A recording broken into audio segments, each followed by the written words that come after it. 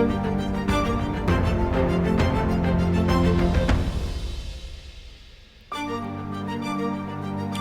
ladies and gents, welcome to the Muscle Intelligence Podcast. I'm your host, Ben Pekulski. Today, we're going to talk to Elliot Hulse, a gentleman that came to fame through YouTube, Strength Camp, and now has evolved into being sort of an outspoken leader or philosopher, if you will, as far as being extremely educated in a lot of areas. Elliot's very, very opinionated. He's got a very strong opinion. He's got a very strong voice. He's an incredible guest. We had an incredible long conversation about some really interesting topics that are a little bit off topic, but still of massive interest. So we talk about fasting and the benefits Elliot has seen in fasting. So Elliot used to be a strongman competitor and has since lost a tremendous amount of weight.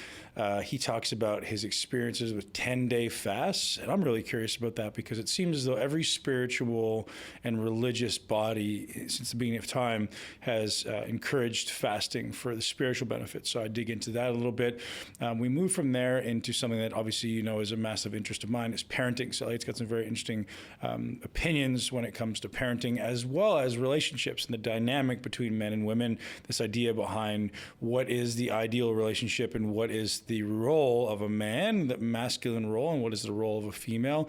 His beliefs are that the current society is blurring these roles, and there's some certain validity behind that, and he's definitely got a strong opinion. He's extremely well educated on the matter, and he seems to continue his pursuit of educating, validating these beliefs. I think there's definitely something to be thought about there. I don't necessarily agree or disagree. I just think it's an incredibly interesting conversation, incredibly interesting point of view. You guys know I'm always bringing on the people that are going to challenge the paradigm and challenge what we commonly believe, and this is in no way an attempt to degrade women. It's just an attempt to isolate men and say, hey guys, this is what we're supposed to be doing. Evolutionarily, this is what the species is meant to do. So hopefully you guys enjoy the conversation with Elliot Hulse. I know it was definitely very thought-provoking. It was definitely provoking in many ways. I know this is probably going to rub some people the wrong way, but that's okay. And if it encourages you to think, encourages you to challenge what you think you know, then I think it's an amazing conversation, and I'm very grateful for Elliot giving us his time.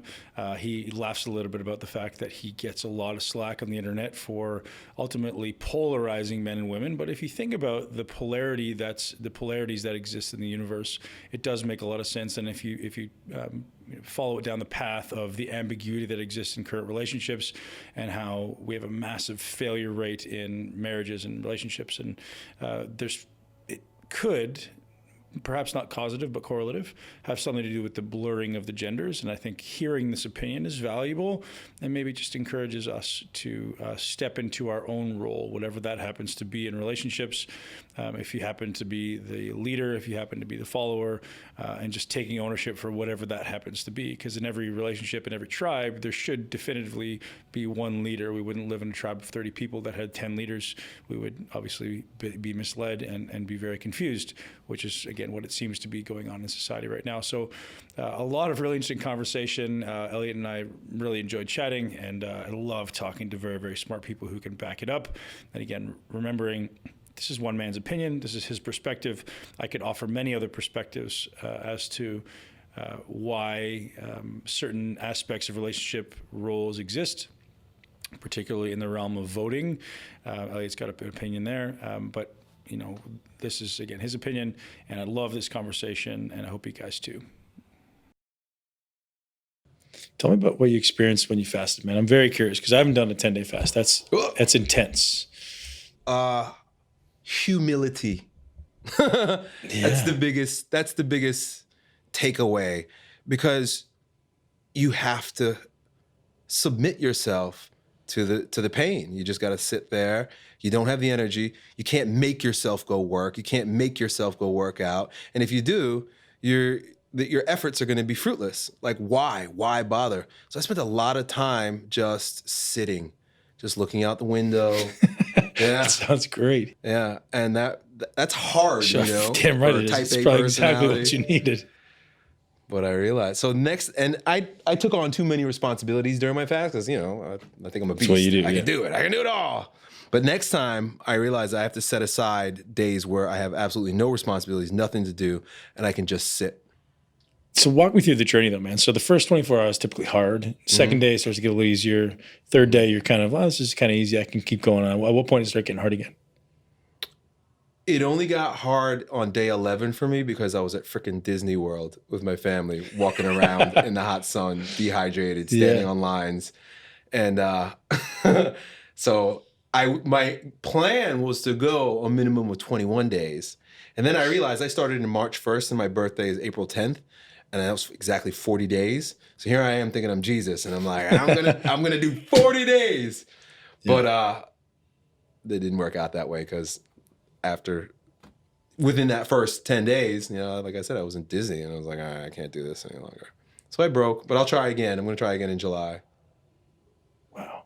So between 3 and 10, not a lot of struggle, like just a lot of lack of energy? I think the main reason why I broke because I was starting to become miserable with my family. Yeah. Yeah, I get it. Yeah. I snapped at my daughter and I was like, all right, I got to stop. Were you doing anything prior to the fast to actually make sure you were in a ketogenic state or like a fat burning state, or would you do all that stuff? Yeah, I had been building up since November. So I had been doing, 4-day, 5-day, and just like kind of building up. And then staying in ketosis, especially right before a long fast like that. That fasting is miserable if your insulin's up. Terrible. So spiritually, what were you meditating? How were you kind of going in that introspective every day journey? I would read from a little book called The Way of Ascetics that has little clips, little passages from the Eastern Orthodox patriarchs, and it was all about discipline. It's all about commitment, fasting, prayer, just staying focused. Every morning I would get up and I read a little bit of that. I meditate, so I'd meditate every single morning, and just be compassionate with myself. I'd have to constantly remind myself, this is an Eastern Orthodox thing also too, that they constantly remind themselves through a tiny little prayer called the Jesus Prayer all day long. It says, that goes, Jesus Christ, Son of God, have mercy on me, a sinner. And it started to resonate with me because I began to realize just how much of a sinner I was, because I'd get grumpy, or I'd start feeling woe is me, or I'd have these conversations, temptations, and every time they came, rather than using my will, because when you're fasted, the will, at least my will, was just drained. So I couldn't rely on my own will. So I'd have to ask for God's help, like, have mercy on me, have mercy on me. And that was very, very helpful. Just a little mantra. Another one that I started using was, not by my will, but by thine. So it's not my will. I'm a very willful person. Yeah. So I think that I can do it. And I just began to, and I use this one a lot, even to this day, so that I don't burn myself out. But not by my will. I have an intention, I have a dream, I have an ambition, but not by my will. I like that a lot. Very helpful. How did that affect your family? So obviously eating is a very social engagement. Mm-hmm. What were you guys, did you still have dinners and sit down with the family, or what was your role there? There were times where I would sit with them, but I wasn't eating. And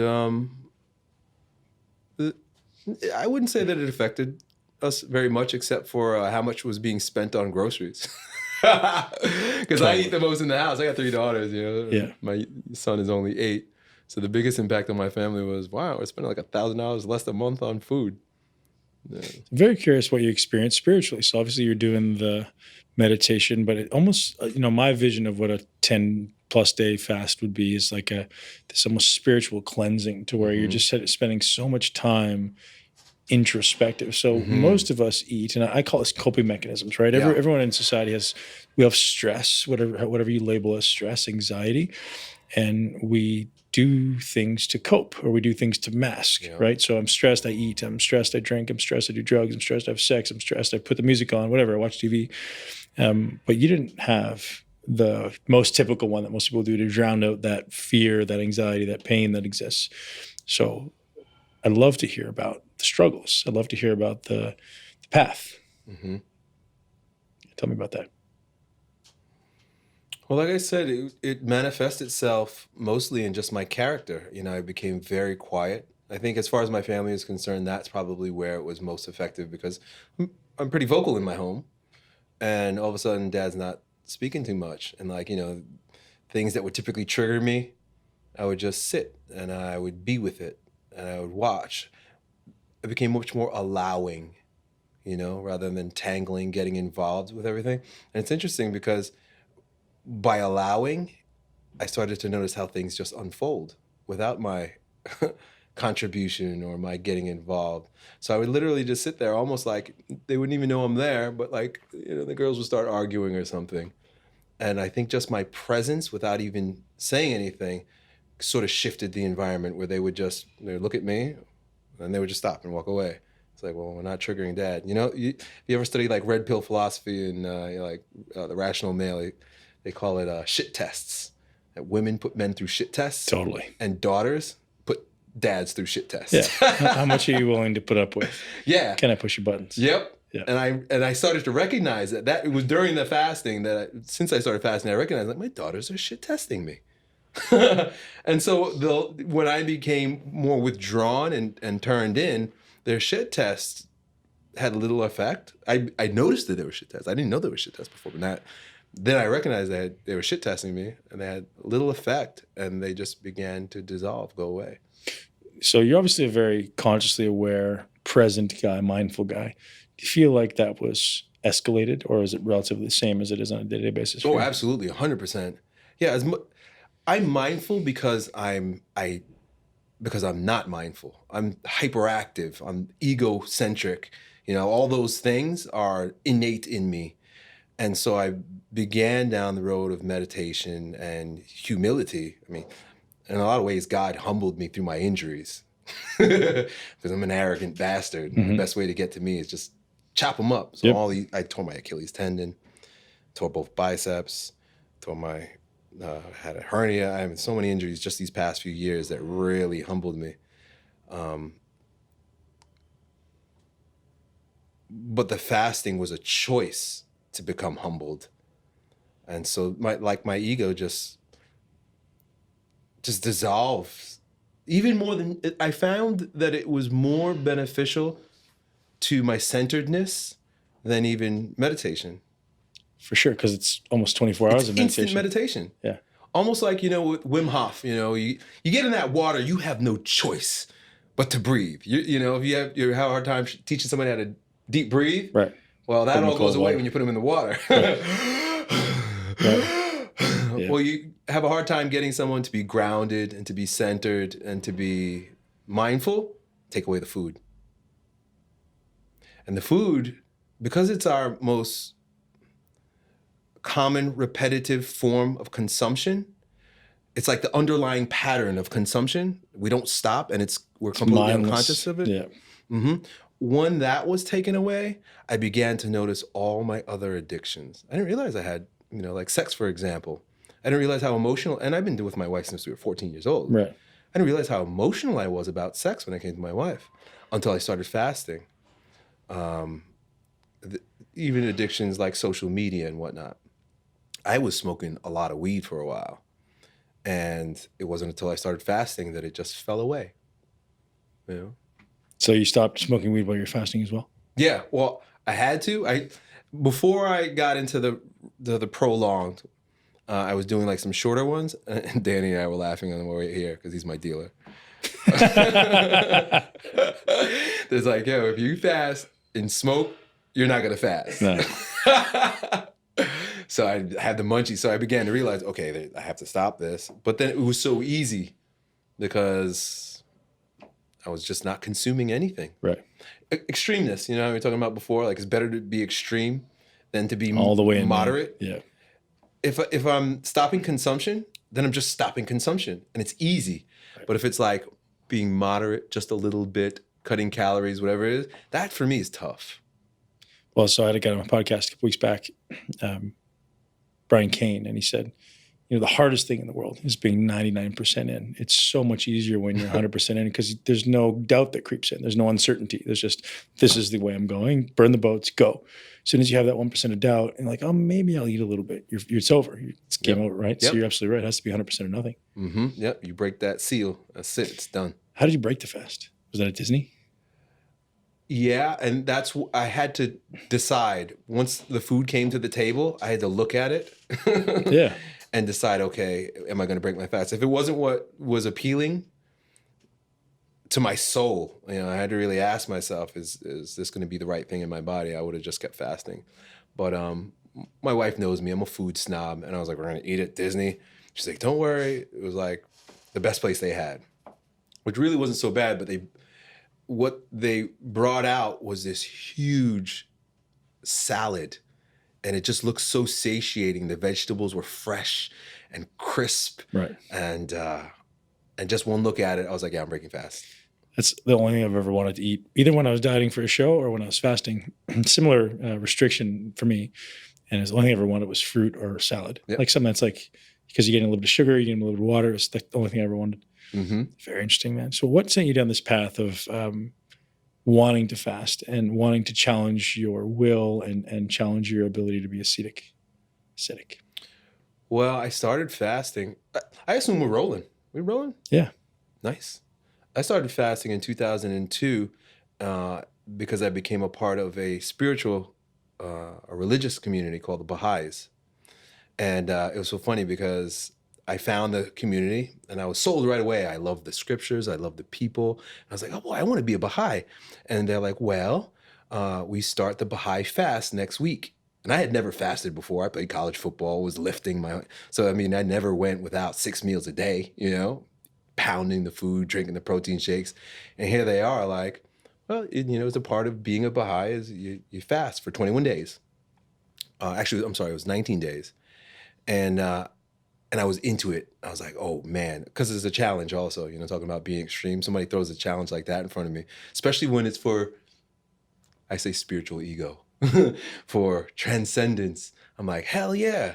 So that was my first fast. And they fast almost like in Ramadan, where it's from sun up to sundown. So, I would eat and drink in the morning and then go through the whole day without food and without water. So it's a dry fast during the day. And my life transformed in miraculous ways during that 19 days. And I ascribed it at the time, prior to, now we have all the science about fasting, which is amazing. But at the time, I was just like, wow, the celestial blessings from the Lord are descending upon me as I embark on this religious fast. And so my character changed, my body changed. I had not been under 200 pounds since I was like in 9th grade. And so I lost all this weight. I became, as I mentioned before with the 10-day fast, I had become much more centered and spiritual. And I was armed with all the Baha'i writings. And so I was very humbled and pious during those 19 days. And it rejuvenated. Now that we know that there's autophagy and what it does to the brain, I realized that during those 19 days, I literally became a different person. I think stem cell production amps up and stuff like that. Yeah. So when I came home, because I was in Springfield, Massachusetts at the time, when I came home, my friends didn't recognize me. Like, whoa, what happened to you? So I was just a completely different person. And that's when I first started. That was my first fast. I'm not familiar with Baha'i. Tell me about that. So the Baha'i faith is a religion where one of the main principles is what's described as divine progressive revelation, which basically means that God is constantly speaking to mankind through divine manifestations or teachers, Christ-like figures.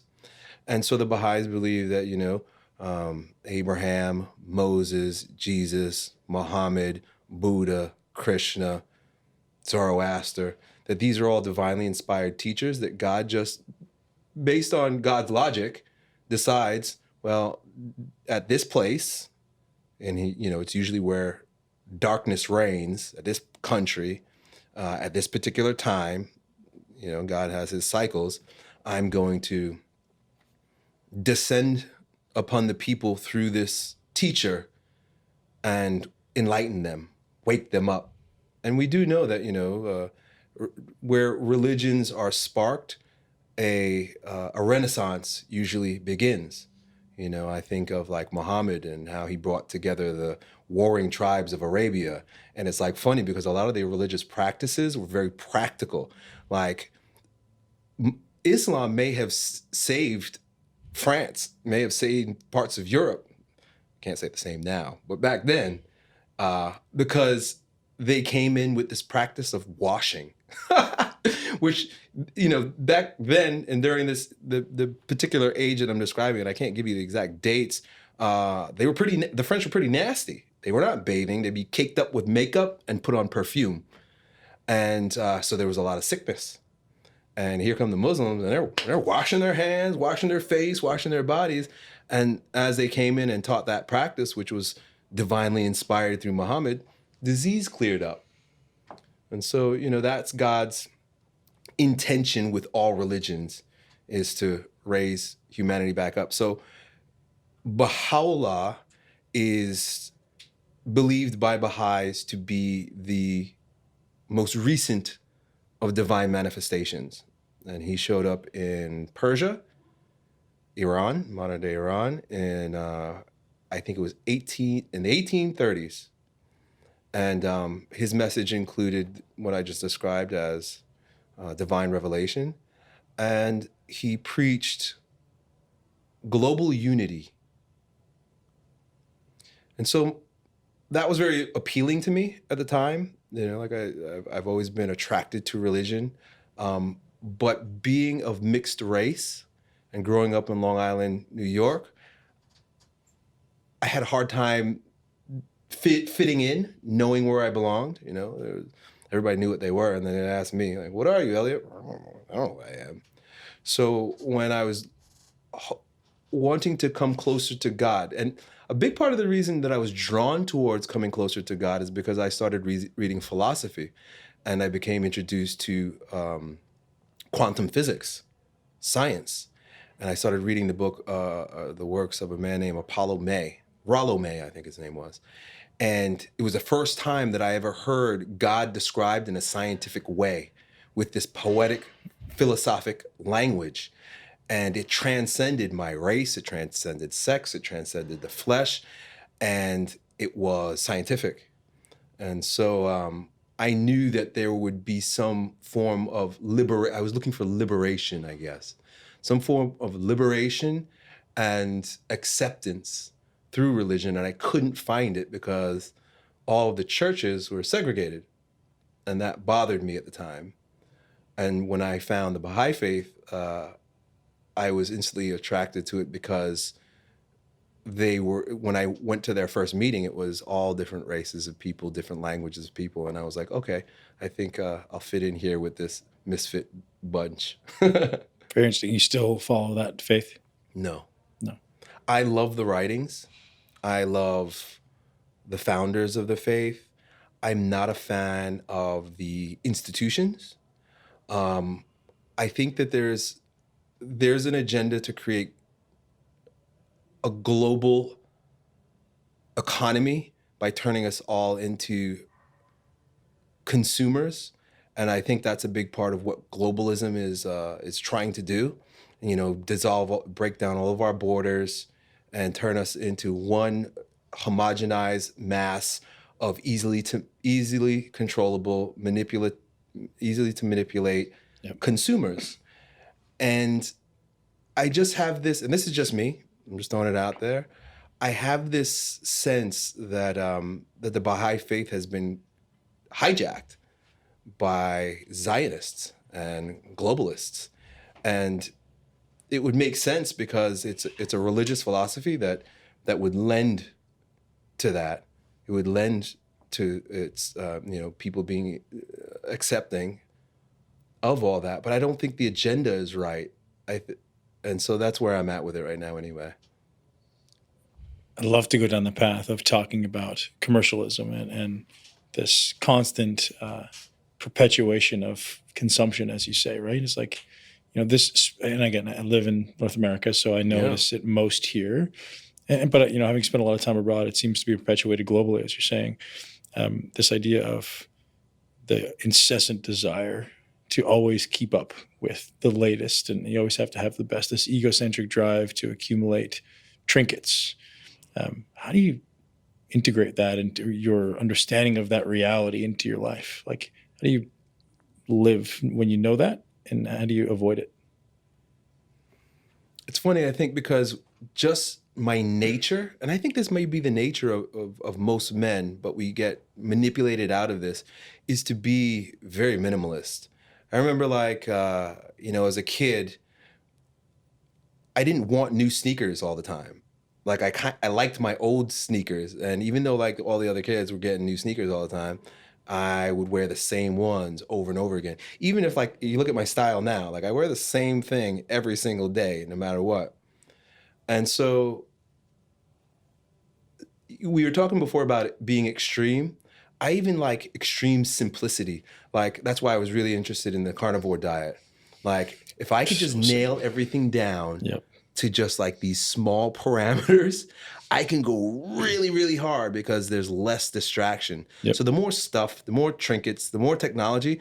I think as technology has exploded, my psychosis has increased. I think I'm getting crazier as technology has increased because there's too much information, and we're constantly being bombarded with, it used to be that you'd be bombarded with messages from the television, you turn it on, or, billboards, it'd be out there. But now we carry it around in our pocket. We're constantly looking at it. We're constantly being stimulated. And so one of the ways that I would fast from that is I bought a dumb phone. A dumb phone is the opposite of a smartphone. 1998 Nokia or what? Old school? Yeah. Just flip phone. Mm-hmm. Yeah. Would they still connect and have good reception or not really? Yeah, it's good, but it's only good for talking. And if you want to text, you got to triple tap everything. I love that. So I did that. It's funny because I make jokes all the time. Yeah. So it feels better for me to be minimalist, but I can't say that I don't live a minimalist lifestyle because I have a family and I wanted to do everything for my family that you're supposed to do. Like I said, we went to Disney World. Isn't that an interesting statement though, right? I know you're aware of that. You hear the words coming out of your mouth. Yep. It's funny because we never had a lot of money. Like growing up, we had enough. I had a good family. My wife comes from, they had more poverty than we did. They didn't have very much. My wife never expected a lot of me. It wasn't like she wanted, I had to keep up the lifestyle with her. She didn't even get braces until I could help her pay for them. So she didn't need much. And I was okay living a Spartan lifestyle. I think it was just, yesterday I put up a video on Instagram where I said that it's your woman, you got to be stronger than your woman's fears. And you can't, not live the type of life that is right because she's afraid for safety and security. And my wife has been great. She supports everything I did. If we were still hand to mouth. I mean, there was a time when I relied on food stamps. I literally did. And she would still be cool with me. But, and I created this trap, not her. When I started making money and I would buy things for her, it made me feel so good. Right. Like, I wouldn't buy a lot of these things for myself, like jewelry, but like when I was able to afford, I remember I bought her this really expensive watch with diamonds on it. And the sense of pride that I had, like, look what I can give you. And it was funny because like she received it. I mean, her face would turn red and she was, oh my God, like when she started receiving these things. And it didn't take long for that in me, everything that goes up comes down, that sense of pride. Like children, I wanted to spoil them because there was a long time where we couldn't do anything. And I mean, there were times where we were even going to turn off the electricity. But when I could, I was like, I'm going to spoil them. And there came a point where I had a hangover from it. And I remember one day, I kind of went into a depression. I was like getting anxious. I was like, oh my God, they're going to start taking it for granted. And I'm going to have to always, I remember having this conversation with my wife. I'm like, I know you guys are getting used to me being able to buy all this stuff for you and we're living a really nice lifestyle. But what if I can't do this anymore? Right. And would you still? So I started to have this sense of guilt. And this is, these are all ways that I was wrong. These are all my beta blue pill conditioning that caused me to be this way. But I can talk about it in retrospect now because I could see how I allowed myself to be manipulated by consumer culture. How do you avoid having your kids be manipulated by it? Do you? We're both very pro great parent. We're both trying to be very unique and very thoughtful and mindful in our approach. And I try to be so conscious of the words that I choose and the gifts that I buy and how to make them appreciate it while still realizing that they're super privileged, right? Like super privileged. But it's very hard to allow them, to almost shelter them from the nonsense that exists in this world and actually let them have an intelligent view. And do you care at such a young age? Like, what are your thoughts there? Well, the first thing I would say is that as a parent, you got to realize that if you're spoiling your children and giving them the things that you want to give them, you can't expect anything in return. I just felt like that was important to say because you can very easily grow resentful and be like, oh, you spoiled brats, I'm giving you all this stuff. You got to remember, wait a second, they didn't ask to be spoiled. Right. You did it. Yep. And so and that's why even I brought up the story. Like, I remember there's a really good visceral feeling that was associated with being able to provide. And there's also conversely a very bad feeling that's associated with not being able to provide. And yes. So you're avoiding that while chasing this desire of like, I want to feel good about myself. Totally an egocentric drive. Yep. Yeah, absolutely. So my kids are spoiled. Yeah. And, you have 4? And I don't blame them. 3 girls and a boy. Yep. Yeah. Yeah. And I don't blame them. It's a good question, and I don't know if I'm doing the best job as far as like keeping them humble. They go to private school, they eat the best food possible. What I don't do is buy them a lot of stuff. Right. But it's interesting because I don't think that's something to brag about because stuff isn't the issue any longer. It's technology. Once a kid has an iPad, it's over.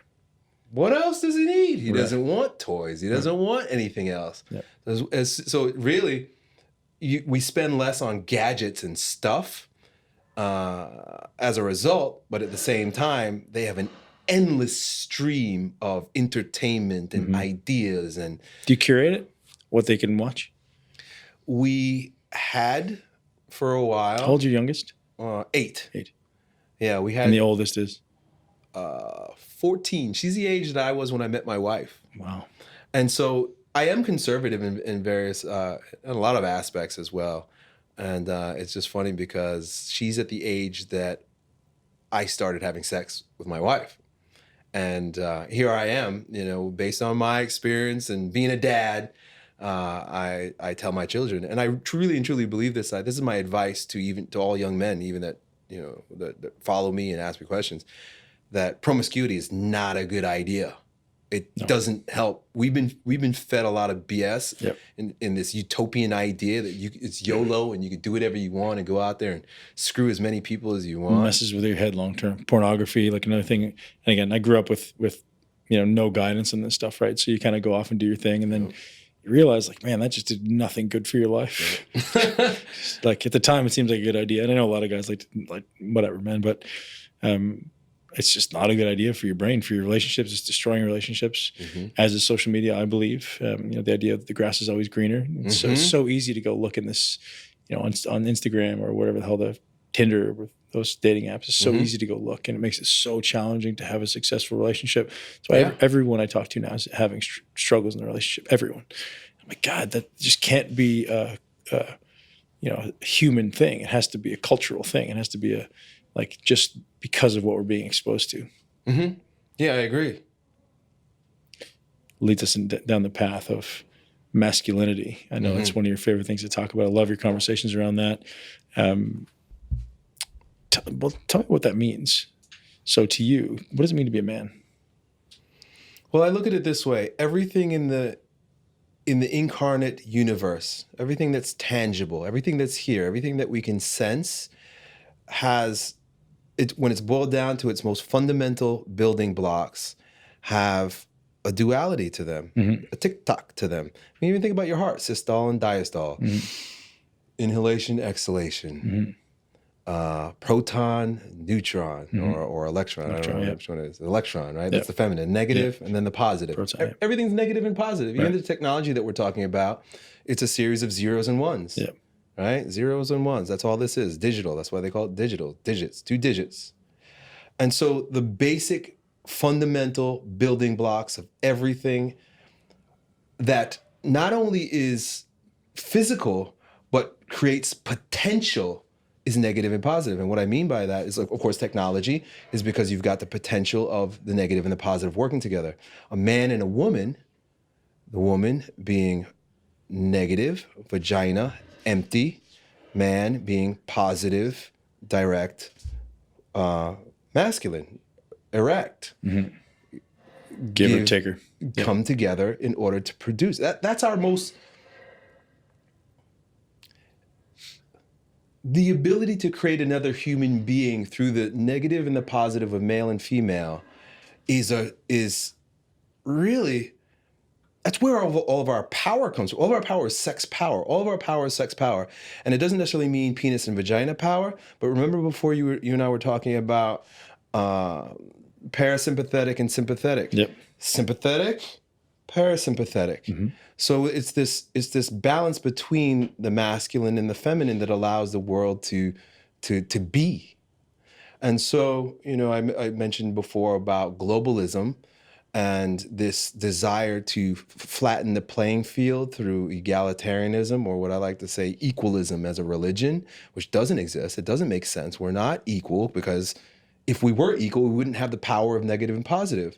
And that there's this agenda to destroy the sexes. And you see it through, I put up a post yesterday on transgenderism, where they're trying to confuse the children into believing that they don't actually have to identify with being a man or a woman. You can be 25 different sexes. And by doing so, by turning men into women, you make them much more easily manipulated. Yeah. Because men are by our nature aggressive. We're direct. We're not easily swayed. That's why in Genesis, the serpent came to Eve. He didn't come to Adam, because Adam would have been like, "Get the fuck out of here! Get that snake! Get out of here! What are you talking about? You're going to tell me not to obey my father? Not listen to what I'm supposed to be doing?" Men require hierarchy. Men require discipline. They require a focus. They require a path. That's just our nature. But when you take that away, and then you make women, you prop up women to behave and act more like men against their nature, you create this flip-flop that we're dealing with right now, where everyone's confused because needs are not being met because men are acting like women, and men are frustrated and confused because they're trying to be a good guy and man up and do the right thing, but they're completely emasculated and not standing in their own strength. So we're suffering big time as a result. Families are destroyed. I think something like close to 50% of children are being born to single mothers. Some stupid like that, especially in the African American community. Something ridiculous like that. 50%, they don't have the negative and the positive. They just got the negative. They only got mommy. They don't have daddy. Families, the divorce rate is up there like 50, 60% also. And it has a lot to do with the confusion of who is the leader in the family and what our roles are. Women don't want to be women anymore because they've been fed this crock that it's better to go out there and fight in the corporate world and to go and be a warrior in the world. But meanwhile, the children are suffering. There's no one home to train the children. There's no good example of a masculine role model in the family. The list goes on and on. Define that. What does that mean? So, you and I being men, what does it mean to be a masculine man? Boundary setter. I think that's the first and foremost step to getting clear about our role in the family. And that is what is acceptable and what's not acceptable. Right now, what's being portrayed as acceptable by the media is anti-nature, anti-God, anti-logic, anti-rationale. There's so much that's not helpful that's being shoved down our children's throats through school, through the media, through the music. It's degenerate. What we've propped up as enlightened is complete degeneracy. It's the literal social and physical breakdown of society. And it's being fed to us as something progressive, something evolved. And if men don't start being logical again and going back to nature, going back to our Father, and this is why I think religion is really important for men. Like I said, men work best in hierarchies. And when we have a pattern, where the word father comes from, paternity, when we have a pattern or an archetype to look to for an example of how life should be lived, and the greatest example, I'm going this way, but God manifests himself in the physical world. Look at nature and how nature goes about things. When we start, not only is the pattern set so that we know the Tao, the way, the laws of nature, so that we can live in, the Christians would say, walk with God, but also as a man, we pull down the authority of the father in the home by having a religion, by having a faith, by having a God.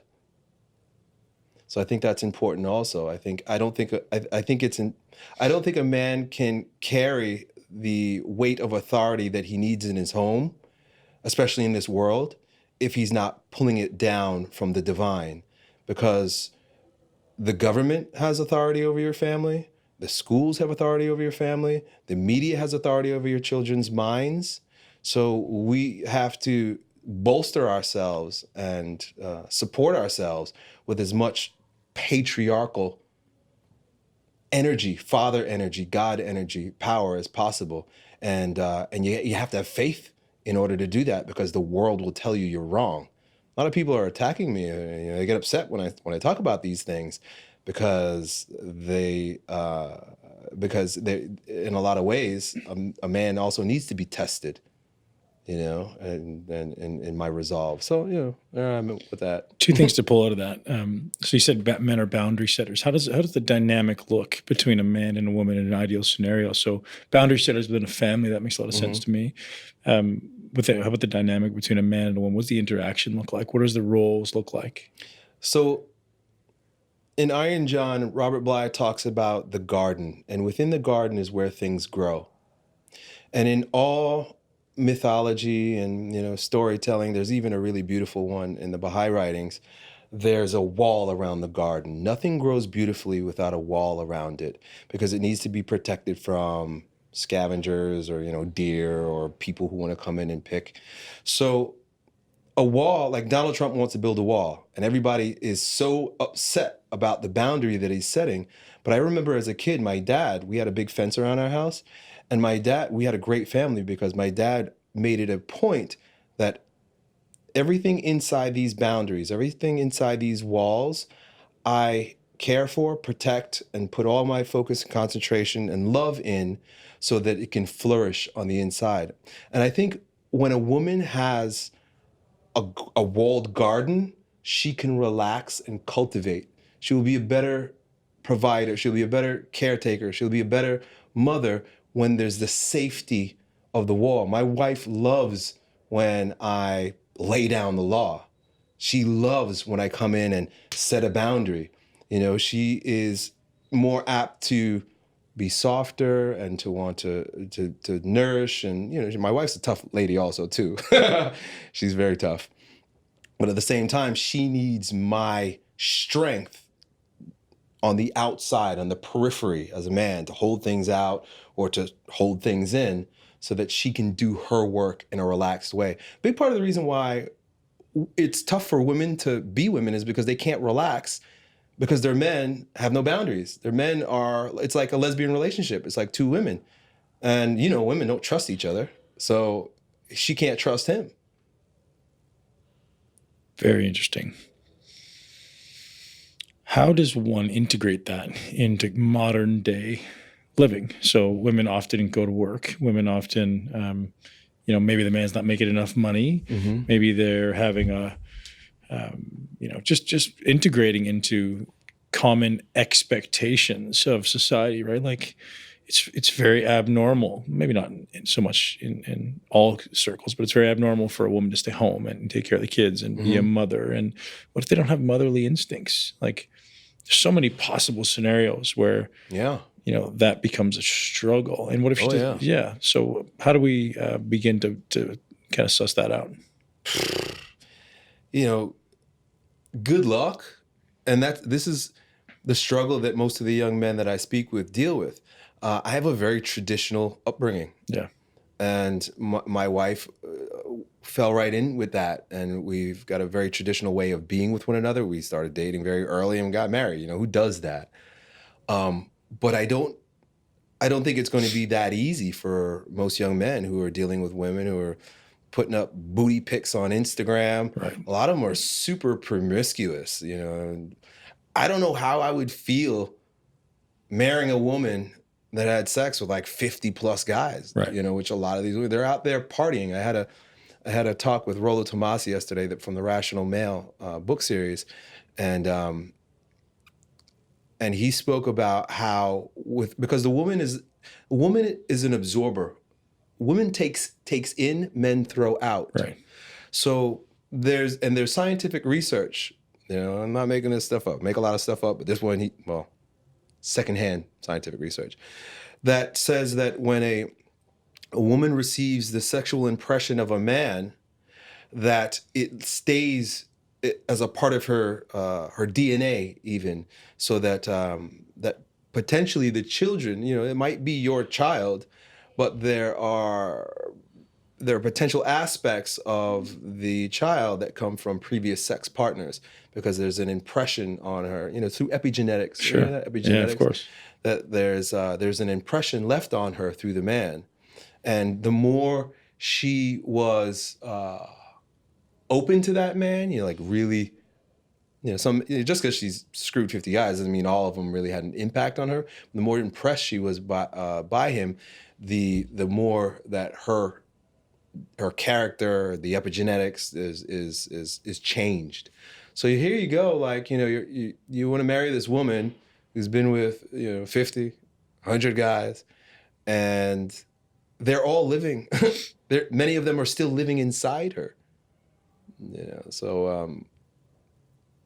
I think what we're going to end up doing, and I think what's important, is a move back to, and we're seeing this. I do believe, I know we're seeing this, a move back to conservatism, and they say that Generation Z is a very conservative generation, more so than Generation X. You and I are like Gen X and stuff like that. And in fact, I heard that we were the most promiscuous of all generations, Gen X. Of course, we were children of the parents of the 60s. The hippies, yeah. Right. But now Gen Z the pendulum is swinging back. I follow this guy on YouTube. His name is Dr. Steve Turley, and he just wrote a book called The Rise of Christendom. And religion is making a huge comeback. If you just look in Europe, and you look throughout the world, even Bolsonaro in Brazil, all these they call him the Trump of the tropics. All these Donald Trump type conservative Christian boundary setting, wall building alpha male leaders are now gaining all kinds of popularity through Europe, South America. In Canada, they had this pansy Trudeau. I mean, he's as far left as you can go, and that other dude in France. Apparently, I just follow these news stories. Apparently, there's a huge rise in the right wing in Canada, and that it's not going to be long before he's out and they get their own Donald Trump. Right. So I think Donald Trump in many ways was like the harbinger of a new generation of conservatism that we are hungry for, and is definitely coming back. it's very easy to rationalize that, right? With like, everything's becoming fear-based. People are confused as ever, and they're looking for something solid to be grounded in. And you bring in yeah, it's exactly right. And even though we're resistant to it because our generation, or maybe the generations that follow us, have never had that, they're going to be resistant to it. They need it. And I talk about that all the time. I talk about hierarchy in society. I really believe that law, like the litigious society that North America is, has ruined the culture. Like, if I can't walk up to someone who did something stupid and punch him in the mouth, I think there's something wrong with that. Like, I shouldn't have to fight him with a gun or stab him with a knife. Like, you walk up and you do something stupid. As a man, I think it should be part of our genetic code to punch somebody in the mouth, so that there's a hierarchy and you learn to shut your mouth. Like, these kids are just, they run around like it's the Wild West. They can do whatever they want, whatever they want. There's no recourse because, hey man, you touch me, I'll sue you. That creates just complete chaos from what I can see, right? And I said about my kids, I'm like, if you do something stupid and somebody punches you in the mouth, I won't sue them. I'll encourage them. And I'll say, thank you. And that sounds very crude, but the reality is like, hey man, you need to learn that there's repercussions for your actions. And I think our society we live in now is there's no reward. If you win, you can't say I'm a winner. There's no repercussions for negative actions. Everyone's just blended into this pot, and it goes along very much with what you're saying of the blending of the genders. It's very interesting, man. And I've never thought about it at the deep level. You've obviously studied this, but I definitely agree on many levels, and obviously there may be more that we need to discuss, but like, it's absolutely going to be a challenge for the next generation to come through and find a successful relationship where the woman isn't massively skewed by her pain and her masculinization necessary that probably came from having a dad that wasn't setting boundaries, that didn't actually step up to be a dad. And I'm so concerned about that for my kids, and I'm very aware of that with the raising of my daughters. Like, I've seen it, and you say the shit test is a beautiful way to look at it. It's like my daughter does it all the time, and I just stand there, and with a blank look on my face, just a strong look, and I just stand and I wait. And when eventually you realize, like, she just comes around. She's pissed off for a minute, and then she comes around and she's right back to being like where she's supposed to be. She's not lashing out. She's testing you, and then it's back to normal, man. And I think, gosh, it's such a beautiful conversation that needs to be had here. But so one thing I'm kind of wanting to question with what you're saying is, I'd like to get a little more clarity on what your studies have revealed, or what your belief reveals, is the solution to this gender blending. Like, short of saying, hey guys, unfortunately you're kind of screwed, good luck. For guys out there, guys and women who want to actually improve their relationship, they see they're having a struggle, and transparently, so I am, absolutely I am. And I think it's based on a lot of things you say, like people coming into these relationships with not clearly defined expectations and not clearly defined roles. And it's this ambiguous attempt to blend your past and my past and your beliefs and my beliefs. And it just doesn't work because there's so much ambiguity in a relationship. I'd love to hear, or at least have a discussion with you about what you feel it looks like for a woman to exist in society as a feminine entity and a man to exist as a masculine entity, and how you blend those two things, knowing that the past already exists, that this epigenetic reality already exists. Is there some attempt that can be made in your experience as potentially having people figure this shit out? Yeah. Well, the very first thing is men have to start. It's up to us. We can complain as much as we want about women, but they are our followers. Yeah. That's just the way it is. We're dominant. Men are dominant. And if we don't lead, they'll go astray. So it's absolutely imperative that men begin. And I think that this movement of MGTOW, you know what MGTOW is? I don't. Oh, well, I'm about to enlighten you to something that's pretty cool. I think it's cool. There's a lot of hang-ups about it. It stands for men going their own way. And these are men who are basically saying, no, I'm not going to give over my sexual power to women. I'm not going to bow down and kowtow and live the feminized lifestyle because I want sex. So they basically swear off women completely. And this, in fact, Stefan Molyneux did a podcast on the fall of Rome. And one of the signs of the fall of the Roman Empire was that men figured out that they were being manipulated. And the best way to manipulate men is through the vagina. Sure. And so they started going off. they decided, no, we're not going to marry any longer. No, we're not going to have sex any longer. No, we're not going to be manipulated in order to be consumers so that we can be with women. And so there's a movement that's happening in America and worldwide right now. And if you go on YouTube and you look up MGTOW, men going their own way, there are a ton of really smart, a lot of them are angry kids, but a lot of really smart, philosophically minded men, some of them older men who are teaching younger men why it is best to hold themselves back, preserve their sexual energy, and use it, transmutate it into creativity. Don't get involved with women. The only reason why women have their power is because men gave them that power. They might forget that, but they didn't get to vote because women fought for it.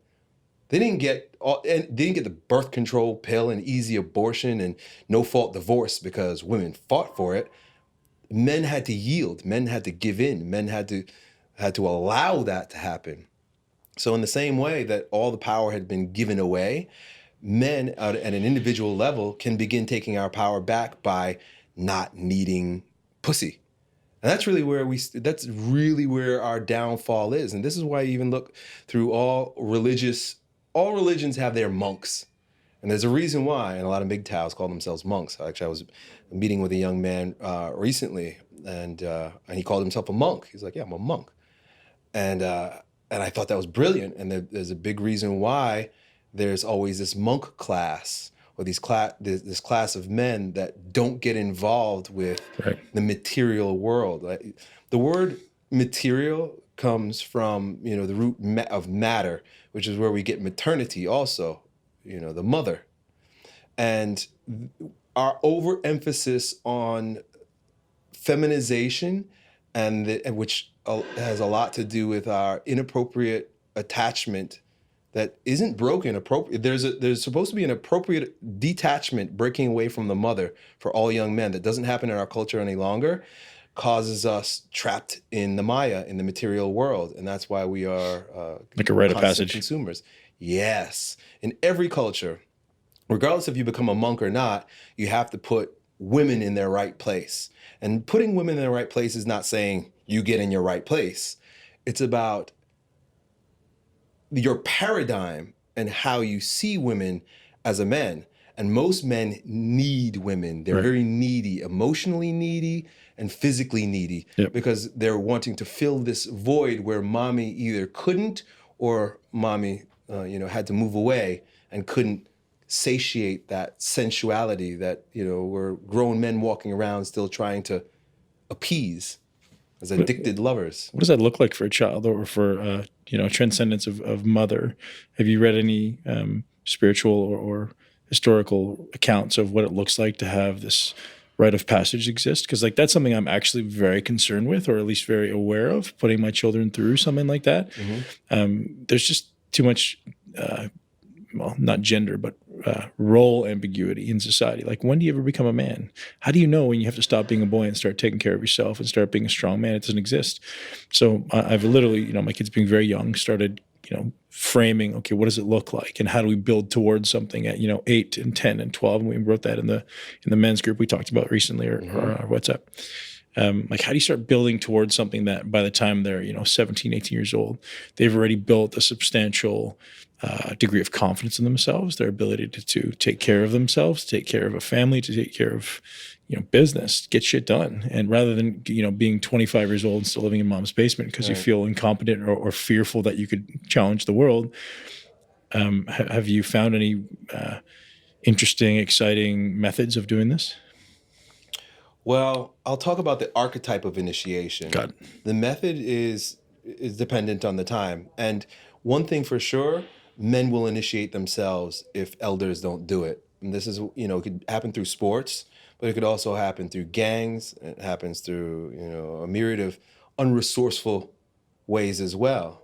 But cross-culturally, there's two pieces of the puzzle that are always there. So when anthropologists like Mircea Eliade study the archetype of initiation in myriad of cultures and religions, he sees that there is always a movement away from the world of the mother. There has to be this physical separation from, now the world of the mother, the world of matter is the world of society. Men must separate themselves. They must be set aside. They must get away.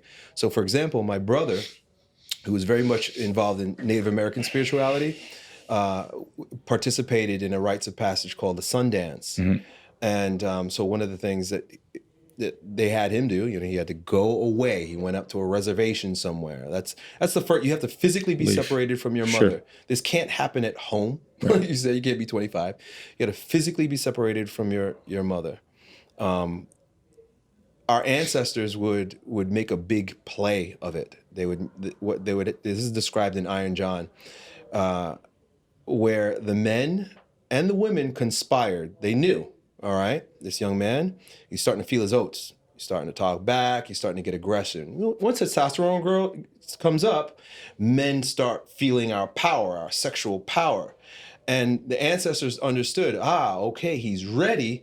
Now he needs some direction. He needs to take that. In our culture, we either call it toxic, toxic masculinity. Chop it down. Listen to me. Yeah. Right. But what they understood was that they can direct this energy, that this energy can be used in a very resourceful way. So the one example that's described in the book is that the men would put on these big, scary masks.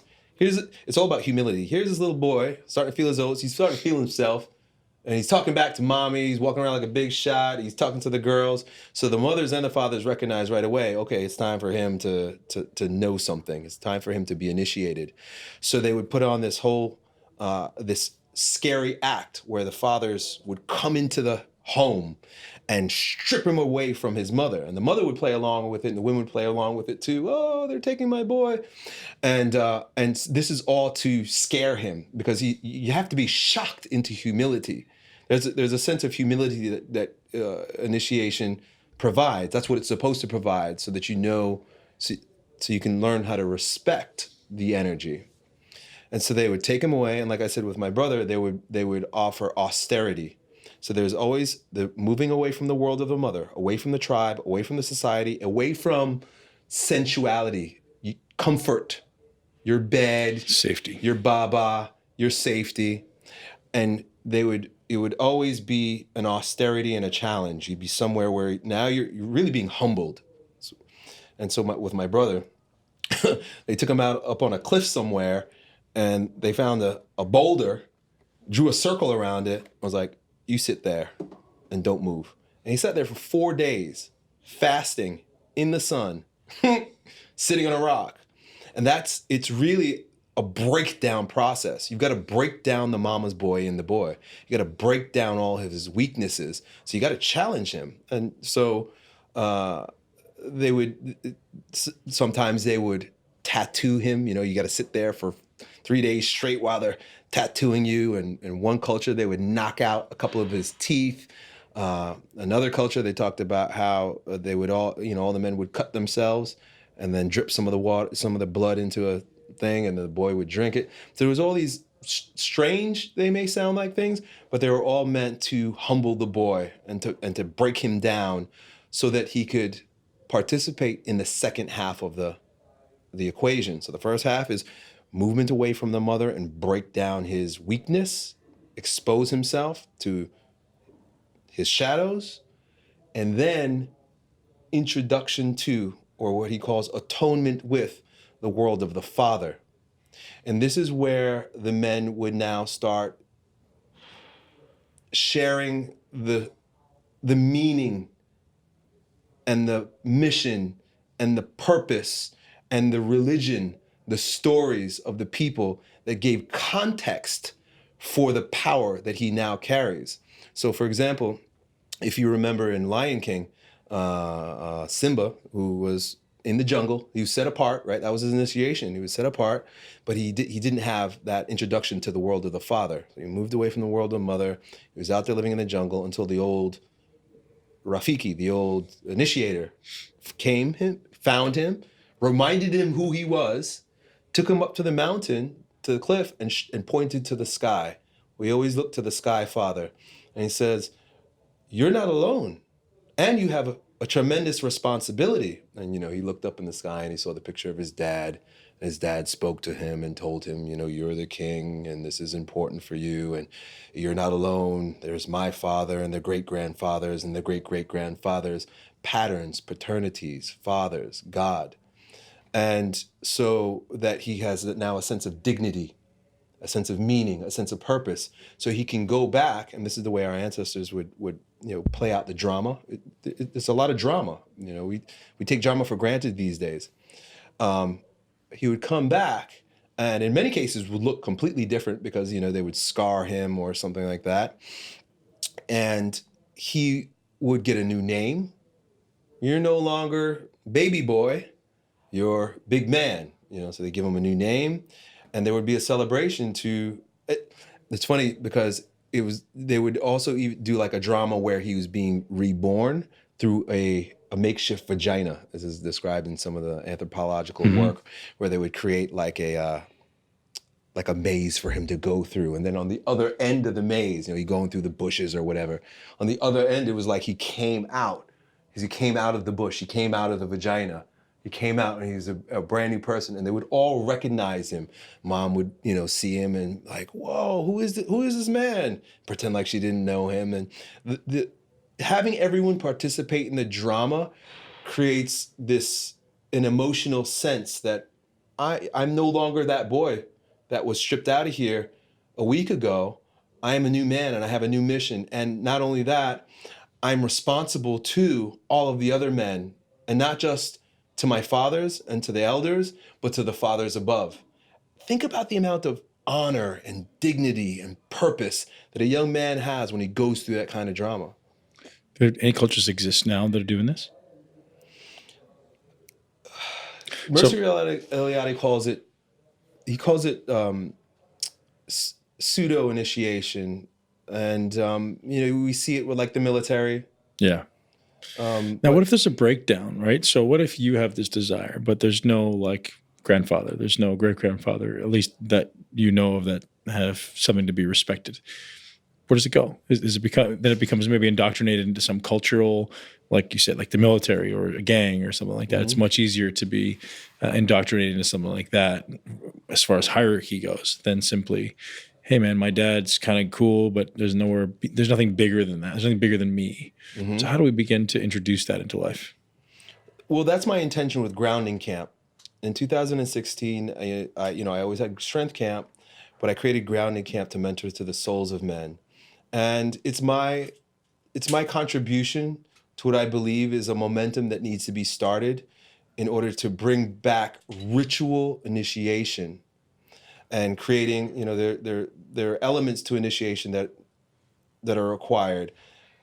Sacred space, moving away. So Grounding Camp is a retreat. We got to go away. We go somewhere that's in nature. Yeah. Eldership. There has to be elders. There have to be men of wisdom, men that have been there, men who have been injured, men who been there, done that, and can offer some guidance to young men. So there's that. There's myself and a lot of older men that we bring into the program. And then there is communitas, which means everybody needs to be on board. So you need a group of people that all acknowledge, because men need to be mirrored to know themselves. Men, Jack Donovan says this in his book Way of Man, and I think it's brilliant, where he says that the only way a man can know he's a man is if other men treat him like a man, mirror his manness. And so it's really important for men to have other men that mirror their masculinity, that say, yes, you're a man. Yes, you're a part of this. Yes. And so there's communitas. But then and this is probably, those pieces are fairly practical, and we can kind of do those. But then the fourth element, which is associated with meaning, is where religion comes in.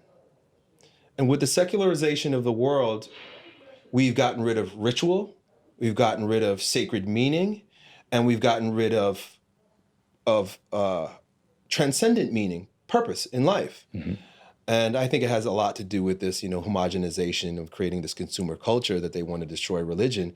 But we'll have to acknowledge, not even bring back because God never leaves us, but we'll have to acknowledge religion. We'll have to acknowledge God, spirituality, not in this, oh, I'm spiritual but not religious way, but in the masculine boundary setting, strong, patriarchal, religious way, like the Orthodox Christians were, like the Muslims are to this day.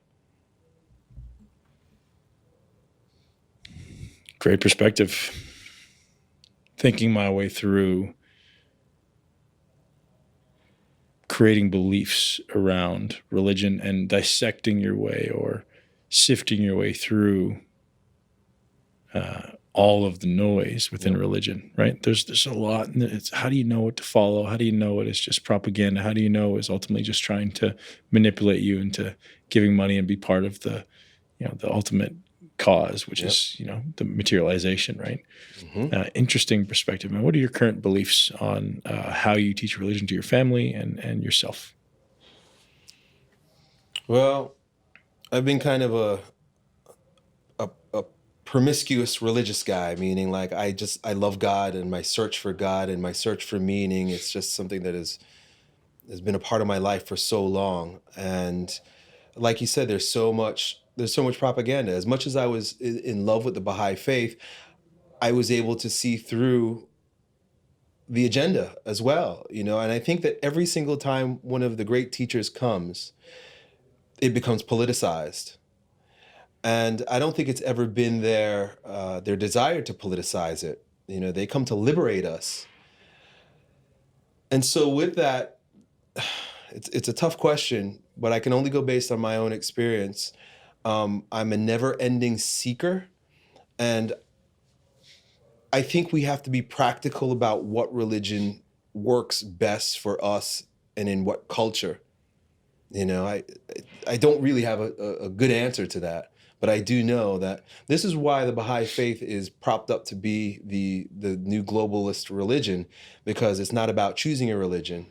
It's about being religious in whatever religion you are, but acknowledging Baha'u'llah as the newest teacher, a manifestation of the day. So I see a lot of positives that could be pulled from that, but even I have my resistance. You think there's a problem in people saying, or at its core, I guess problem is hard to define, but you think there's a problem at its core with people saying, ultimately, I'm not religious, but I'm spiritual, meaning I believe in God or I believe in a higher power, but I'm not exactly sure what it is. It's what I get when I hear that. Inherently, you think there's a problem with that at its core? Because it lacks firm boundaries. I think it's important for us to have a doctrine. I do think it's important. Like, these are the rules. This is how we do things. This is how we don't do things. Rituals. I think rituals are really, really important. I agree with that. So finding a faith that is not just, they call it New Age, it's whatever, is very ungrounded, where a really grounded faith is actually very physical. Like, for example, the Muslims get down on their knees, put their head on the ground, and pray every day, 5 times a day. That will keep any man focused and disciplined on his path. Just the mere physical act. Prayer, like I was talking before about the Orthodox. I really like Christian, I'm really like digging Christian orthodoxy right now. Their prayer is very physical. And I think when it boils down to it, the roots of all religious prayer is physical. But the Orthodox say that you're not praying if you don't fast. You've got to humble yourself. Think about putting your knees on the ground and putting your head on the ground. There's a humility that's associated with that physical practice. You must physically enact a ritual in order to acknowledge and to come into atonement with God. Otherwise, we're walking around as spiritual egos. I do whatever I want, say whatever I want. There's no respect. There's no, you talked about hierarchy. There's no sense of hierarchy. There's just loving, peaceful, flower-picking Jesus who thinks everything's okay and that there's no boundaries. That's New Age Jesus. Masculine Jesus tells you, just like a good dad tells you, this is not appropriate. I don't care what the world says. I don't care what the world's doing. We don't do this because it's inappropriate. Or it is in your best interest every day to do this. Or like fasting. It isn't, Jesus tells us, it isn't in your best interest. If you want to come to the Father, you come through me. And I'm telling you right now, pray and fast. Christians who call themselves Christians that don't fast are not Christians. They're feminized beta versions of a watered down Christ. It's commercial Christianity made for the masses. A real religion is rigorous. It's got to be rigorous because our egos are strong. Do you have a family doctrine, like a set of rules that's maybe listed out for your family, or is this something that's just they just know from your constant reinforcement of it, or do you actually have something physical? I don't have a physical doctrine. I began many years ago, and Colleen and I pull it out every once in a while, and I had this operations manual, the Hulse operations manual. But like Mike Tyson says, that everybody has a plan until they get punched in the face. Mm-hmm. Sure. So, there was a plan, and then I got punched in the face. Check this out. This is how ignorant I was. Part of my plan was no TV in the house. And for a long time, there's no TV. No TV because I don't want my family manipulated by media. Little did I know that they were going to be carrying around TVs in their pockets. Right. And so I gave into the world in that way. But as far as teaching, and I got 3 daughters. It's, teaching a boy and teaching daughters is a little different. What I offer more than anything is a living example of how a man that they would benefit by being with is like.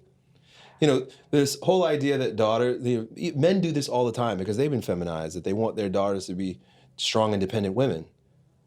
Well, yeah, she's going to be anxious, she's going to have rotten eggs, and she's going to be waiting until she's 40 to have children, and she's going to be a career woman, you're not going to have any grit. There's a whole lot wrong with, of course, you want to protect your children, but I would love for my daughters to have a strong, righteous, alpha male husband.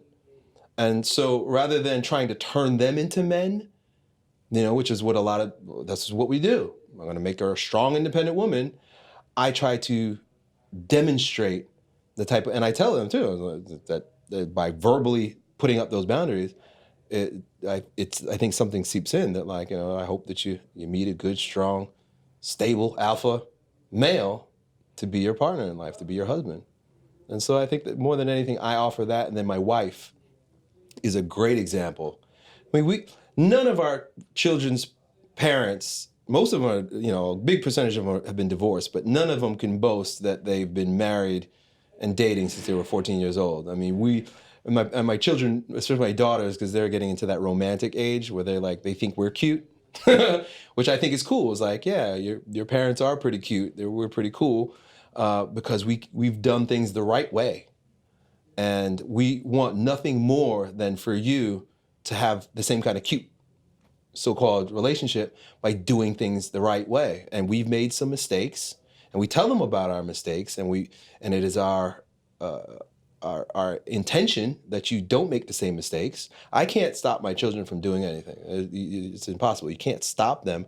But I make it very clear that these are my intentions. This is what I believe. This is what, I tell my daughters, don't get tattoos. Do not get tattoos. I fucked up. I got tattoos all over me. My dad's got tattoos. My whole family got tattoos.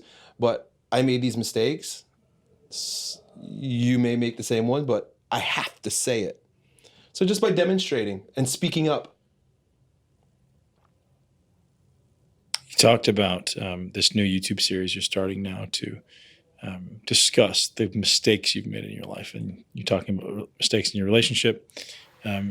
Just share a few of those with us. The big ones that maybe have had the greatest impact on your life that you were very, very sold on in the past, and maybe are shifted now. Well, the big one that comes to mind is premarital sex and having sex at an early age or being promiscuous as a young person. I'm grateful for the way things turned out for me. And even like speaking with Rollo Tomasi yesterday, who's like an expert in intersexual dynamics, and he advises lots of young men. He asserts that if you're going to get married, it's better to do it early. It's better to do it early because you protect one another. And I totally, so I'm kind of like, I'm going both ways with this. Let me go back to your original question. Part of the reason why I would not have, why I don't advise it is because of the emotional dependency that arises at a time when we're very immature. And I recognize that both my wife and I had an emotional dependency on one another. We filled a void with one another. I put it this way, we became addicted to one another. I became addicted to her, she became addicted to me. It was cool because we never broke each other's hearts. We were always loyal and honest with one another. So it worked out really well.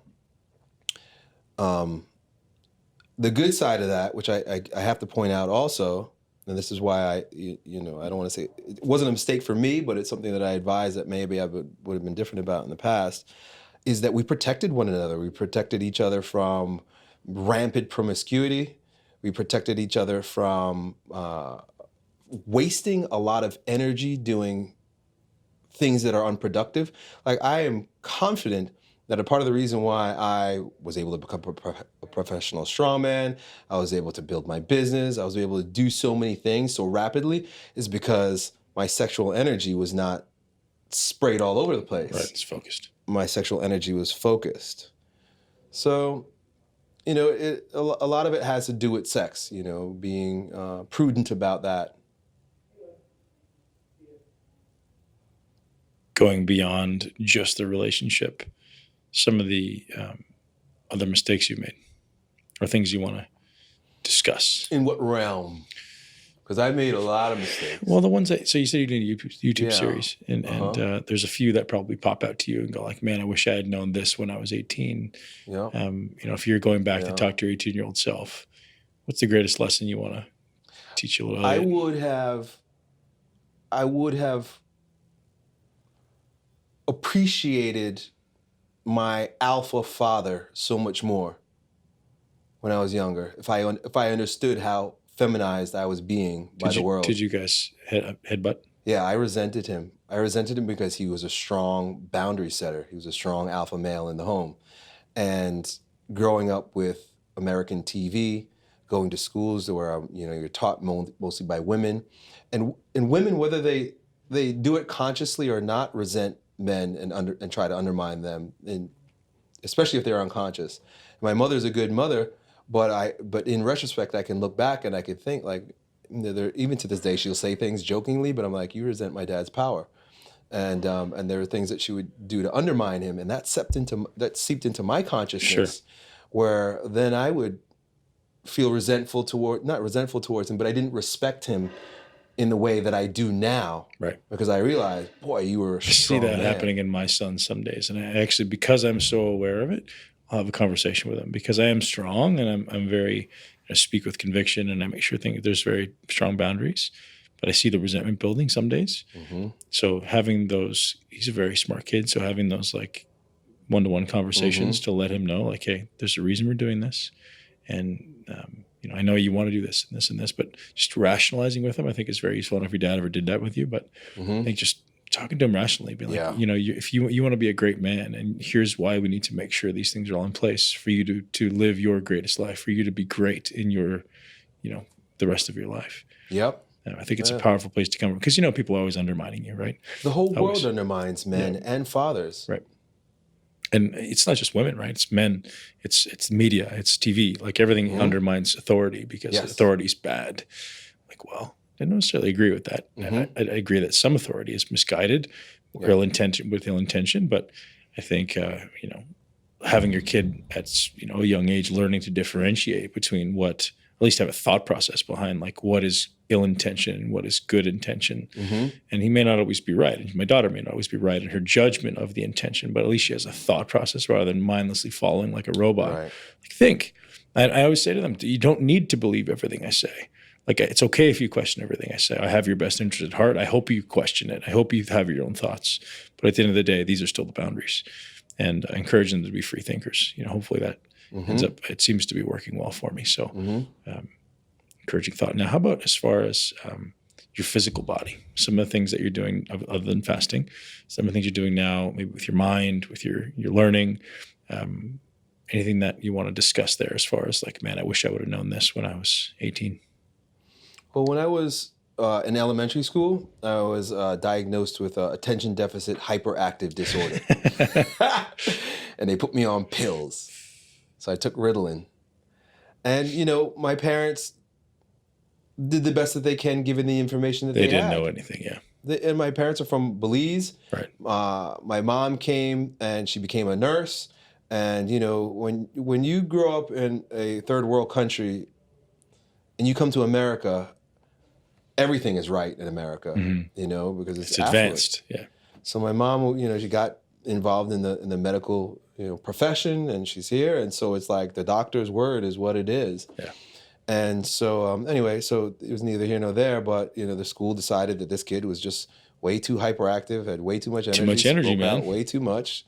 So we gotta put him on experimental pills. Short of putting you in a cage, let's just throw you on some medication that's going to numb your brain, right? Yeah. Yeah. Again, another one of the reasons why I homeschool, man. It's like my kids have that, and I don't ever want to take it away from them. We were at the airport 2 days ago. They picked me up, and they were just absolutely free souls running around. And people are looking at me like, why aren't you keeping your children under control? Yeah. And I would start running around with them. I'm like, I'm going to start chasing you playing tag. There's no way I'm going to ever take that away from my kids. Yeah. I hope they get diagnosed with ADHD. Yeah. I'm like, I can only wish that they have such free souls and free minds that they can run around with reckless abandon and just like be free. You know, I do my best. And that was one of the things that, you know, I think you asked that question when we did our little video out there, like, what's the reason I took the kids out? Well, oftentimes going to their school, and if you've been to your kid's school, I know they go to private school, mine went to private school too, they literally make them walk down the hallway with their shoulder touching the wall in a single line. As soon as I saw that, I was like, man, we're out. Like, and I get it, because in America now there's a lot of concerns around gun control and gun violence and stuff. So the kids have to be very, very controlled. But I saw that and I was like, there's no way. Like, I would feel like a terrible human being if I let my kids grow up in this shit where they have to hide under their desk, you know, once a week to practice. And I'm like, I get the concern. I get it, man. But like, I just don't want to subject my kids to that. You know, as much as it may be naive to restrict them from these things, like, you know, protect their little vulnerable brains. I just think it just makes sense. Like, I don't want my kids walking down the hallway in single file with their shoulder against the wall. Otherwise they get in trouble and they get pulled out of line because they were out of, like, no way, man. Yeah. Like, I was a kid in school who acted out. And that's my greatest blessing in life, that I didn't follow the norm, that I didn't listen, that I questioned everything everyone said. Like, I got in shit all the time for not believing what the teacher said. I said, I don't believe you. Explain this to me. You're not doing a good enough job of explaining it to me. Go to the principal's office, right? Like, every class, all the way up to college, man. Like, okay, well, is that a bad thing? No, it just doesn't fit into your box. I didn't know that at the time. And I wish I had someone in my life to say, hey, man, it's okay. Follow your own path. Because like, man, I have so much passion that was like clubbed out of me from a childhood, because like, you can't do that. You can't do that. You can't do that. And all of a sudden you're like, fuck, what can I do? So you literally stand there frozen. Like, I don't know what to do. I don't know what to think. I don't know what to say. I can't say anything. So I'm just going to shut up. And that's a big problem. And hopefully we can encourage some you know, forward-thinking fathers and mothers to guide, facilitate, and love. And everything I always talk about just comes down to love, man. Unconditional love. How do you harness unconditional love without judgment? But how do you even harness that unconditional love if you don't have the space? And when we're so busy and we're at work and they're at school, like, where is the space to develop that, to cultivate that? Where's the walled garden? It doesn't exist. Yeah, and I get it, and that's part of culture, and you know, doing your best to cut back and not have so many needs. And you talk about living the minimalist life. Reducing what you think you need to keep up with everyone else. It's a very challenging world. But you know, that little bit of time that you do have with your kids, making every second count. So like, I'll go home to my kids now, and you know, my son and I have a date night tonight, and my daughter's at gymnastics. And the second I, you know, park the car, turn the key off, I spend 2 to 5 minutes there anchoring every single thought about who I am, who I want to be, who I want to show up as, how am I going to show up? Am I happy? Am I positive? Am I bringing my shit with me to that relationship? So I'm doing my best. And again, I'm not perfect, man, but I do my best in every scenario to show up as my highest and best self, to give him a role model, to show him what it looks like to be strong, to be loving. Because I think loving and strong don't need to be dichotomous, right? Like, I can be a strong dad and still show him unconditional love. I think it's part of the reason I was able to maybe have that awareness. I had that role model in my life. It wasn't my dad, it was my grandfather, but I had that role model of like a level of respect that was unheard of and a level of love that was unheard of, right? Yep. And I think that may be a really important part of how I became the man I am, and I want that for my son and my daughter. So again, giving parents some guidance out there is like show up with unconditional love, remove your expectations and judgment, and give them strong love, right? And let them know who's in charge. Let them know what the rules are. They need to respect you. And again, I ran into something like that this morning. Like, I'm sure there's a lot of time. I'd love to actually have you talk about like what it looks like when Elliot Hulse sees his boundaries are being stepped over. You know, your kids go, "Hey, Dad, I see that boundary right there, but it's on this side of the line. And you don't like it there. How do you react? What's your coping strategy?" Well, it depends on my mood. Right. Yeah. So, like, for example, my daughter crossed the boundary, and I had to break down her wall, like her door. I had to do it twice. First time I did it, I kicked it. That's just where I was at. You know, I'm gonna let you experience viscerally my rage.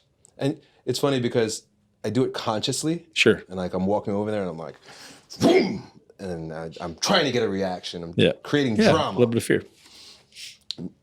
Second time I did it, I just went with a hammer and took off the door and put it on the side. And she locks the door. Well, you know, with each child, this goes along with your question. You got to find out where their pain lies, because, like, for example, you know, I've got 4 of them. The same kind of punishment that I give one, the other one will be like, exactly, yeah. So with my daughter that I'm talking about, she really relishes her privacy, and she broke some privacy boundaries in our home. So I was like, oh, well, then you don't get any privacy boundaries. And so we took her door down. In fact, and she doesn't watch, I don't know if she's going to watch this, but she'll find out. I've been just waiting for her to ask to put it back. And if she ever asks to put it back, I'll put it back. But I know I like it when she has no door there. None of my other children close the door. She's the oldest. When I remember being a kid and teenager, I always wanted my door closed too, so I understand. But we get to see each other more. We interact more. I know what she's doing in there. And she has not asked for it back. So I think there's something in her also that appreciated. Or she's afraid. My taking, she might be afraid. Maybe. Right. You know, when we take their screens away. Yeah. Like they're begging, they're asking. But she hasn't asked for the door back. So, you know, I'm just going to leave it down. So there's a consequence. There has to be a consequence for a broken boundary. And like I said, when they were younger, I would put on a drama. You know, you would see my fury. And I learned this from my dad, and I don't know if it's right or wrong, but I want you to know that I can be violent. I want you to know that I can be strong, that I can be rageful. And my dad used to say, I want you to know that I can be crazy. And I can be crazy right now. And that would just put some fear in our hearts. So I don't know if it's the right thing, but I want them to know. I struggle with that all the time. I want them to know that I can flip out. Yeah. So I struggle with that because, like, when they're not reacting, I'm always, you know, I call it my Hulk smash gene, right? Like, I'm the calmest guy in the world until I'm not. And I'm always giving them like, hey, I'm just letting you know that was once. Hey, I'm just letting you know that was twice. Mm-hmm. And if it happens a third time, you're not going to like the repercussions. Right. And I'm always giving them that warning. And then sometimes you just got to go there, right? Mm-hmm. And I'm always like, man, as soon as you're done, you know, you feel guilty, or I feel guilty. I'm like, God, I wish I didn't do that. I don't ever like get aggressive or anything like that, but like laying down the law. Mm-hmm. It's a very interesting line to cross, right? Like how much, when, what is their perception? Do they now start to act that out in some way? You know, like, is that a good thing or a bad thing? It's very interesting, you know, walking down the path of human. They need to see that, though. Yeah. I think they need to know. I think that's why they talk about the God of the Old Testament being rageful. Right. You know, it's all against, you know, it's bad. It's bad that he was rageful. But I think that there's something important about the children knowing that the father can be rageful, can be strong. Right. And this is the way my dad put it, and he was right about it, and it's been my experience. I only need to show you that side of myself once. Totally. Instill the fear of God once, and it's over. That's it. That's what I did from the time they were very young. I'm like, So that's when my you do plan. that countdown, 1, 2, 3. If there's no frame of reference for what 3 is, right? They have no idea. Once you see 3, you know what's up. You don't want to see 3 again. Right. And I know I'm so conscious of it now, which is like you said, it's a conscious thought to go kick a door in. I don't know that I go that far, but it's absolutely a conscious thought, which I think most parents don't have the ability to actually be present in that moment and go, how is the, like playing it forward like a chess master, right? So that's the way I think is like, okay, I do this, they're going to perceive this, they're going to perceive that, this is how I'm going to respond and make sure that I'm getting the right lesson across. So that emotion, that fear is important because it's getting their brain into like a reactive state. And then I'm literally playing it ahead. Okay, this is how they're going to perceive this. And this is how I'm going to take that perception and guide it down a path of learning, right? So it's always like thinking those 3 steps ahead. And if I'm able to do that in the moment, which I usually am, then I can make that conscious decision. Like, is this a good idea or a bad idea, right? But I don't know that most parents, from my experience, most parents aren't as conscious of that as they need to be, right? Like, it's okay. I think it is okay to let them go, hey man, you do not step over my boundaries. And I say this to my wife all the time. It's so easy when they're not teenagers. But once they're teenagers, there's going to be a rebellion. And if they don't respect you by that point, good luck winning it by that point, right? You're done. So you have to establish it young and say like, hey guys, I need you to know, 1, I'm going to keep you safe. If anyone comes to the door, I do have this in me. And 2, if you cross over boundaries, there's going to be repercussions. Yeah. So I think there's value in that. Yeah, I like the way you said that. That number 1, I'll flip out on somebody. Oh, dude, to the death, man. Yeah, they got to be able to see that. I remember one, it was a false alarm, but when we were living in our townhouse many years ago, I don't know how it happened, but a big window pane broke in our front door. And immediately I'm thinking somebody's trying to break in. And I get up and I shout and I run down the stairs and like, I scared my wife and children more than the breaking of the thing because they were like, whoa, Dad just turned into an animal. But I think the level of safety and security that I don't think my wife has known me for a long time, so she's seen me get into bar fights and shit like that. But just as a father and having children, I think the level of safety and security that she sensed and the children, they receive their sense of the father through the mother. That's super important. Let me actually stop and go there. If the mother doesn't respect the father, and if the mother doesn't hold the father up, the children cannot. And I think that's a big part of how things work well in my home, is that their mother is always speaking highly of me. Right. I even remember when the kids were really young. I have this piece of artwork that my daughter made when she was very, very young, that my wife helped her make, saying, "Thank you, Daddy, for working so hard to provide for us." And to this day, like she reminds the children, "You have a good father. Isn't your father the best? I have a great husband." She's always speaking highly of me, and that allows the children to receive me better. I don't think the children, and this is, I got 3 daughters, so maybe it's different, but I watch it with my friends' children also too, and with the sons. If the mother has hang-ups about the father, it's going to be hard for the children to fully accept the father, regardless of how good of a father he is. If she's talking bad behind his back or she doesn't respect him, the kids are going to receive that because they're closer viscerally to the mother. Absolutely, man. That's a struggle for a lot of people. I know, like, regardless what the man's trying to do, if she's got her own issues going on, she's got resentment at any level, that's a big problem. He's not meeting her expectations in something, all of a sudden that takes away from his authority as a dad. Super interesting. Man, human dynamics is the study of many lifetimes, I think. I think it's not something you can study in just a few years. And I look forward to watching you continue to study and evolve and to lead, man. And to be honest, you've got a great voice. You've got a great ability to lead. And I look forward to continue to hear all those amazing conversations, man. Thank you so much. Thank you, man. I appreciate it's you been as great. well, brother. Thanks, man. Appreciate you, buddy. And that's a wrap, ladies and gents. Hopefully you enjoyed the conversation with Elliot Hulse. Some things to recap. Fasting. Do I advocate it? Absolutely. And maybe if only for the reason that it's difficult, that it's challenging your paradigm, and maybe allows you to think a little bit differently. The only way we change in life is through discomfort and pain. And, sometimes we seek comfort through food. Some people seek it through alcohol. Some people seek it through drugs and sex. but getting uncomfortable is a sure path to changing the way your brain works, changing the way you look and feel.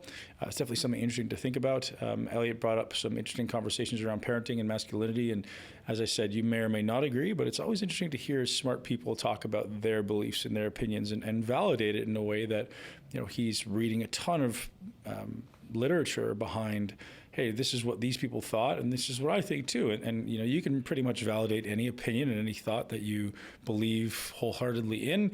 So he's seeking out the information that validates that. And, kudos to Elliot for doing that. And I don't want to say I disagree or I agree. I think he's definitely got really interesting opinions. And the point of the show is to take this valuable information from everybody and learn to create your own paradigm. Learn to say, hey, I kind of like that thought, or hey, I just don't like that thought at all. I'm very offended by that thought. I think it's wrong. Okay, well, great. That's your choice. And now go live your life the way you choose. But being blinded to these opinions is, again, a blind spot. And don't ever be offended. It's okay to be offended, but realize that it doesn't have to be your belief too. You can choose your own path. We also obviously talk a little bit about this controversial idea of voting. You could take the opinion of, yes, men did let women vote. That's probably true at some level, or is it maybe that everyone has equal human rights, right? Everyone's a human being. We're all equal worth, and everyone should have the equal right. Men had just repressed women in the past. Again, whatever you choose to see, you choose to see. It doesn't matter. All that matters is you think, and you become more present, more conscious, and actually think. And that's really the big goal of this show, to get you guys thinking, to get you guys questioning your beliefs and thinking outside the box a little bit so we can make this world a better place. Most people will live well below the line of conscious thought. And if we can encourage just a little bit of conscious thought, even if it comes in a positive form, sometimes a negative form, being conscious and present in your thought is really the big goal of improving humanity and increasing the consciousness of man. And I hope you guys experience that from this show. If you guys want to leave a review for myself or for Elliot, this may be a good time to do it. Go over to iTunes, leave us a review. Let us know what you think.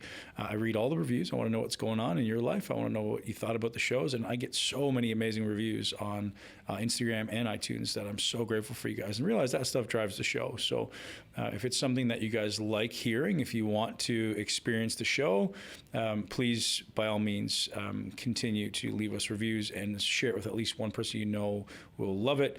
And please don't forget to subscribe to the new Muscle Intelligence podcast. Have an amazing day. Live your greatest life in a body that you love.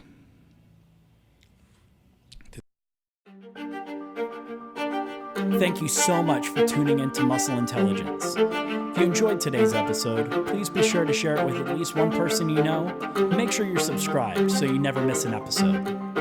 This podcast is for information purposes only. The statements and views on this podcast are not medical advice. This podcast, including Ben Pekulski and the producers, disclaim responsibility for any possible adverse effects from the use of information contained herein. Opinions of guests are their own, and this podcast does not endorse or accept responsibility for statements made by guests. This podcast does not make any representations or warranties about guest qualifications or credibility. This podcast may contain paid endorsements or advertisements for products or services. Individuals on this podcast may have a direct or indirect financial interest in products or services referred to herein. If you think you have a medical problem, consult a licensed physician.